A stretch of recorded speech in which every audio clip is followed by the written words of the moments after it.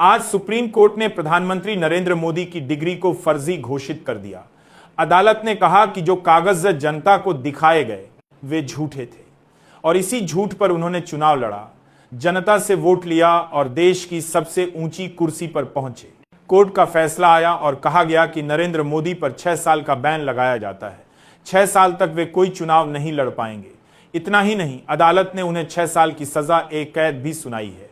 सोचिए, वो व्यक्ति जो कभी अपने प्रचार में कहते थे कि मैं चाय बेचने वाले का बेटा हूं, मैं आपके लिए दिन रात काम करूंगा, आज उसी के नाम के आगे लिखा जा रहा है फर्जी डिग्री केस में दोषी। इस फैसले की गूंज पूरे देश में सुनाई दी। संसद के गलियारों में सन्नाटा पसरा था। बीजेपी के दफ्तर पर जैसे मातम छा गया। वो नेता जो कल तक मोदी मोदी के नारे लगाते थे, आज कैमरे से बचते दिखे। मीडिया के सामने आकर वही पुराना राग अलापने लगे। ये साजिश है, ये षड्यंत्र है।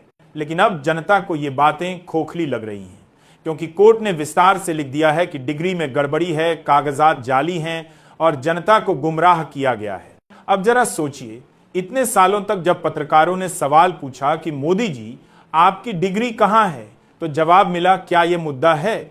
जब यूनिवर्सिटी से आरटीआई के तहत डिग्री मांग की गई तो दरवाजे बंद कर दिए गए और आज वही अदालत कह रही है डिग्री फर्जी है। इस फैसले के बाद विपक्ष में नई जान आ गई।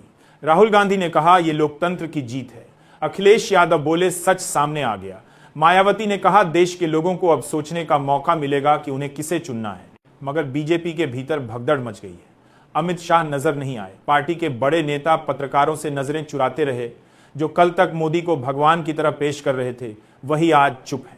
कोर्ट ने अपने आदेश में कहा है कि जनता से झूठ बोलना, संवैधानिक पद पर बैठकर फर्जी दस्तावेज पेश करना कोई साधारण अपराध नहीं है। यह लोकतंत्र के साथ धोखा है और इस धोखे की सजा अब तय हो चुकी है। मोदी पर 6 साल का बैन लग गया है। जेल की सजा भी सुनाई गई है। यानी राजनीतिक जीवन पर अब परछाई पड़ गई है। गुजरात में, वाराणसी में, दिल्ली में लोग सड़कों पर उतरे। कहीं पटाखे फूटे, कहीं थालियां बजाई गईं। लेकिन दूसरी तरफ बीजेपी कार्यकर्ता रोते हुए दिखे। उनके पोस्टर फाड़ दिए गए। गांव व कस्बों में लोग चाय की दुकानों पर यही चर्चा कर रहे हैं, तो क्या इतने साल हमसे झूठ बोला गया। कोई कह रहा है जिसे हमने भगवान बना दिया वो आज चोर निकला। कोई कह रहा है चलो देर से ही सही, सच सामने आ गया। मगर दोस्तों, यह सिर्फ एक डिग्री का मामला नहीं है, यह भरोसे का मामला है। जनता अपने नेताओं पर भरोसा करती है।